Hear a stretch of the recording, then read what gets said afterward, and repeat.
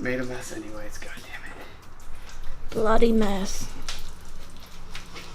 What's going on, guys? Welcome to Budget Build Garage, and today we pulled the small block out of the El Camino. When you guys go to pull an engine out of an old car like this, you only need a few things. The only specialty thing you need is like your engine hoist or cherry picker. Other than that, you need basic hand tools like a socket set, a wrench set, money for pizza. If you got one of these, or an air tool of some sort, it makes everything a lot quicker. Pretty much every single thing under this car is a 9/16. The header's 9/16, the transmission mount's 9/16, the actual transmission cross member's 9/16. The torque bolts, I think, are 9/16. Like, everything is. So I'm going to get under there with this gun, and I'm going to take that all apart really, really fast. And I probably won't show you much of that because it's hard to record under this thing. So let's do that.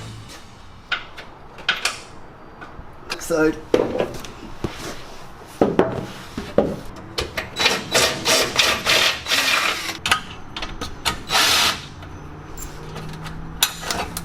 Oh, yeah, that would have. See, look at that exhaust. That's clean. Oh, who would have thought? This is a 9/16 too back here. Alright, done with that. I'm about to pull the drive shaft out. The thing is, we decided to pull the transmission out with the engine. Since we have to fit it to the big block, I don't know if I'm going to use the same mounts or anything. I don't know if it's going to sit in the same spot. So I figured pull the whole thing out and then we'll put the big block in with the transmission. I think it'll be easier. But when I do that, I don't want to lose all my fluid. So I took this off of another drive shaft, which I showed you how to do in another episode. And so when I pull the drive shaft, I'll put this thing in there and I'll zip tie it in like around here in the tail shaft to hold it in so we won't lose any of the fluid when we tilt it down to pull it out. So I'm going to do that.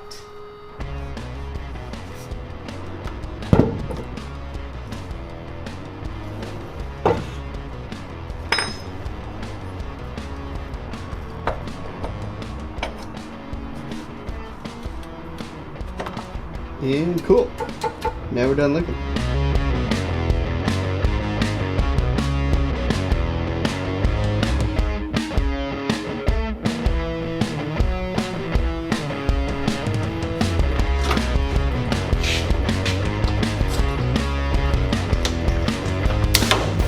Here's one of those tech tips. You should put the bolts back where they go when you're doing something like this. Otherwise, you just have a giant pile of them. You should be more organized when you do it, too. Oh, God. Whoa, dude. That was talent. Only some of it does my mouth.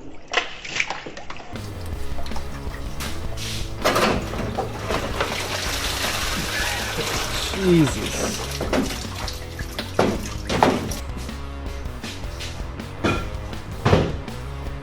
You didn't throw it hard enough.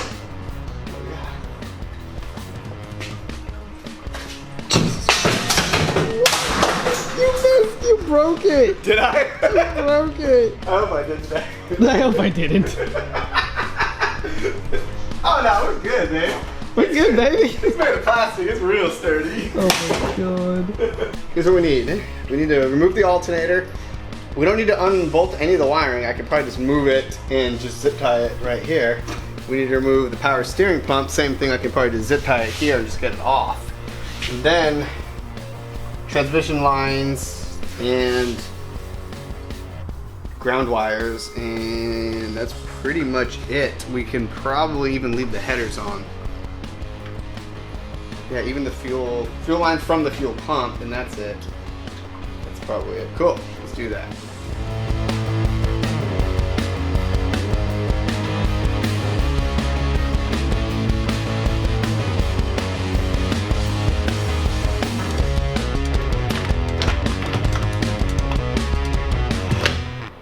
Alright, so I got everything unhooked off camera. The only thing I did off camera is pull the headers because we've done a whole video on that. I figured it wasn't really a big deal.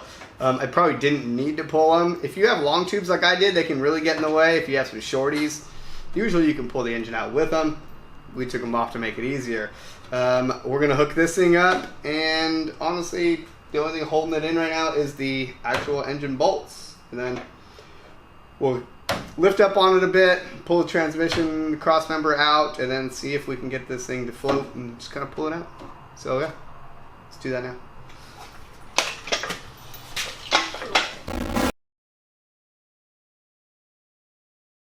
So, a lot of people use these. These are gloves. A lot of people use these to keep their hands clean. That's not what they were invented for. They are to put over your dirty hands so you can eat pizza. Oh my god. I'll put it on the floor. What? I think we should shorten this. I'm legit worried that this thing won't go high enough. Alright, dude, let's pull this thing out. What's up? Let's make that happen.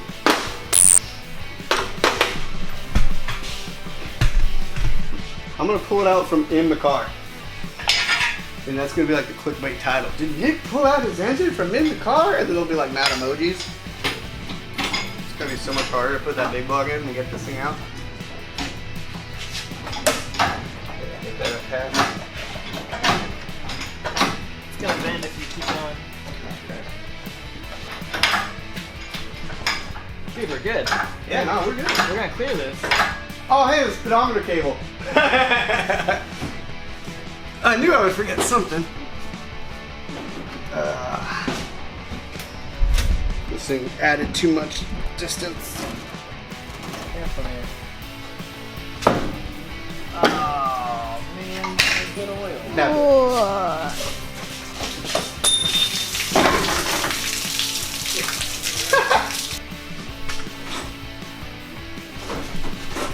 Budget building today, boys.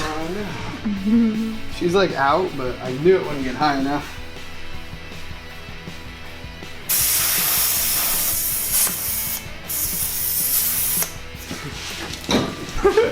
Alright, what are we stuck on? Hold on. Orange frame. You really won't go any higher?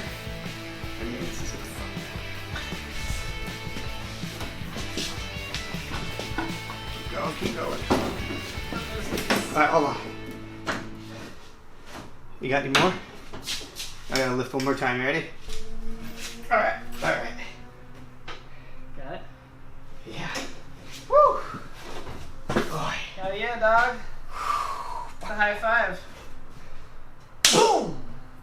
I knew it was gonna be too long.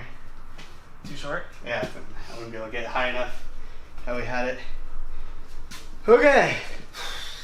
That sucked.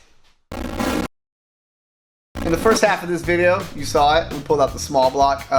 We ran into a few problems, and those problems, anytime I run into a problem, it's almost always my fault. It's laziness, or overconfident, or anything. Anytime I run into a problem, it's usually my fault. I told Taylor before I hooked up the crane, I was like, you know what, I should extend this arm, and then I didn't. And I was like, you know what, I should put these chains a couple links down, and then I didn't.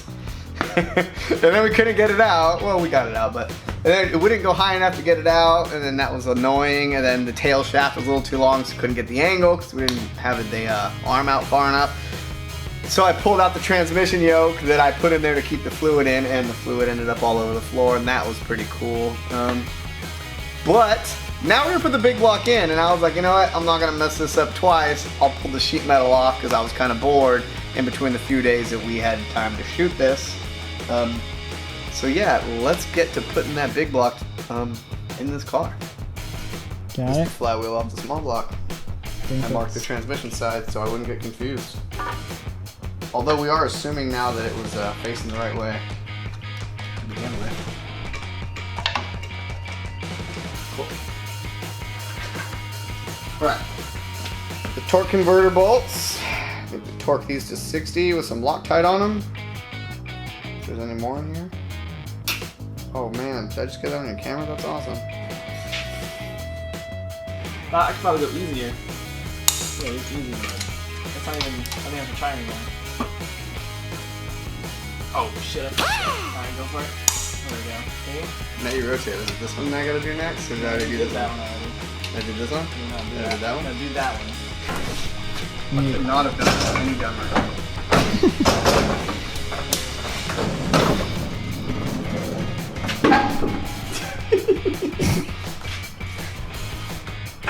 Whoops.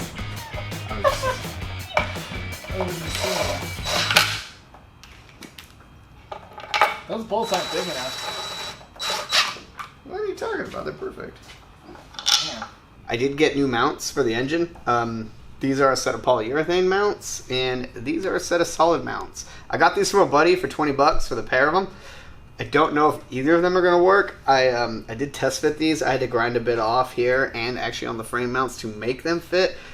They didn't fit on my buddies at all. He didn't feel like really bending them or grinding them or anything, and I don't mind because, you know, like I said, essentially they were 10 bucks a piece.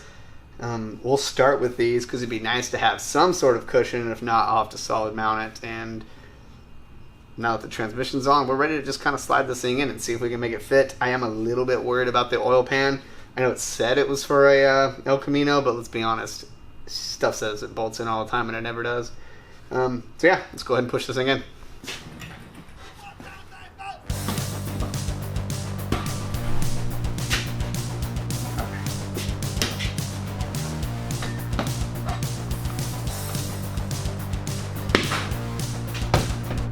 There we go. That's clean, baby. Yeah, we're pushing on the tripod. I think we're pushing on the car this too.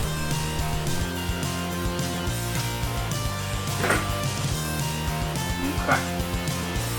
You're almost not clearing the oil pan. No. We got plenty of room. Tunnel. Dang, this is a big oil pan. What is this oil pan? Is a good idea? That's tough. Let's figure out what I'm hung up on. Well, it looks like your transmission here is needs to be lower. That's gonna be tricky. Yeah. Now, so I'm wondering if I tilt it down this way more. Yeah. You're hitting the oil pan. Well, let's try it. I think we're pretty much in. The problem is, I'm leaking transmission fluid because the transmission yoke I put in there is too long. And it's hitting the cross member. And so now I had to take it out, and now I'm just leaking fluid basically. Which sucks because, you know, that stuff costs money. And this is budget built garage. We're like sitting on the cross member with that hand. Yeah.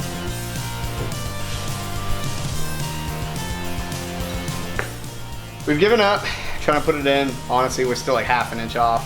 I didn't want to hit my firewall that hard, that much, you know. It looks nice how I did it, so I'm not gonna mess with it. We're gonna go ahead and separate them. We're gonna slide the transmission under now and try and maybe leave it on the stand it's on now and just kind of get the car to the right height. And then we'll drop the engine and reconnect it while it's in it. It seems easier than mounting the engine, then lifting the car and trying to slide the transmission under it that way. So, watch us fail at that.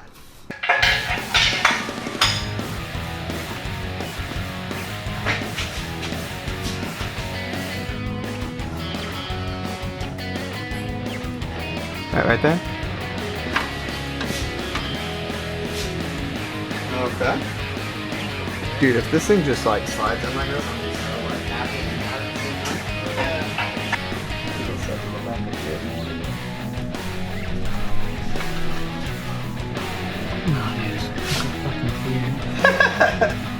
Easy money. That's funny. Easy money, dude. That's fucking inches. That is literally like 2 inches, like clear. Classic. Oh Classic. no! This needs to be under. Dang. Under? Yeah. That was my bad. I fucking moved it. Well, it's no big deal. It went in that easy. We'll do it again. See if you can sneak it under. Tell me when. Good? Yeah. Alright. That's under, right? That's good. Yeah. I'm assuming it's not supposed to be resting on the oil pan. No, that's okay if it does.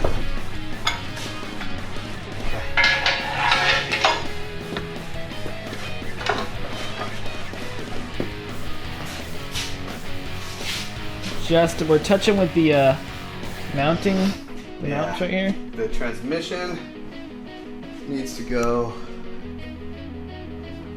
Actually, I think it might be okay. I think my angle's just slightly off. We're so fucking close on those mounts. Yeah, once we get the transmission back though, I think we'll be fine.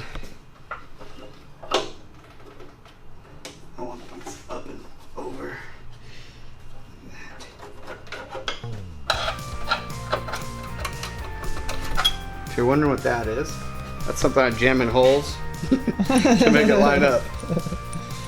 Yeah, amen to that, brother. Whoa. Oh, that's in, dude. That bolt is in. I just want to point out we fought for that for like an hour. We separated them and it's like in. I told you. You did tell me. I'll give you that one. I told you. YouTube, I'll admit, Taylor told me to separate them and I was being stubborn. This is a classic Budget Build Garage error. One of us has the right idea and the other one refuses to listen. Literally the intro to this episode was, we're not going to be stubborn about this, we're going to do this the right way, and we were still stubborn about it. Oh man, that's so exactly how we do things. That's so classic Budget Build. We got it in place. Honestly, it was really easy once we moved it. Really all we had to do is get the car at the right height to sit over the transmission and line the transmission up with the dowel pins on the engine, which is starting to be a little bit tricky, but then Taylor kicked it with his boot and it just went right together, which is sometimes how these things happen. You can mess with it and do it with pry bars all day, but sometimes a good boot kick just puts it right where it needs to be. But so we're in, the transmission's on, it's bolted on with 2 bolts right now. I need to put a couple more in, but like I said, the cameras are dying. As you can see, this is not doing anything. It is resting on its own. And we're looking good. You know, I'm very happy with it. It was smart to split them. Let me know what you think. When you put these in, if you ever put one in with like a big oversized oil pan, did you have to do the same thing we did? Did it fit? If it didn't fit, what did you do to fix it? I'm curious. Let me know in the comments. If you like the video, like, comment, subscribe, and on the next video, we'll button some of this thing up, put the distributor in, get a radiator, do all that fun stuff, and we'll catch you on the next episode.